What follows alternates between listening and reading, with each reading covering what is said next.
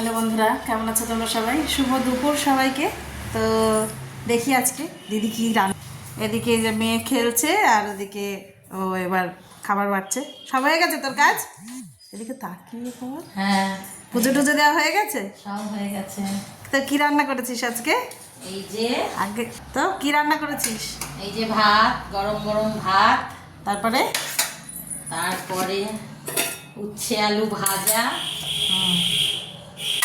তারপরে পাট শাক দিয়ে ডাল, কি ডাল? মুসুরির ডাল? মুসুরির ডাল পাট শাক দিয়ে, ও তারপরে বোয়াল মাছের ঝোল, হুম, বোয়াল মাছের ঝোল, বাহ।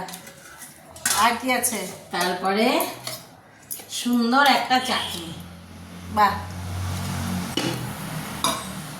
আর আছে গন্ধরাজ, আরেকবার বল। আছে গন্ধরাজ লেবু।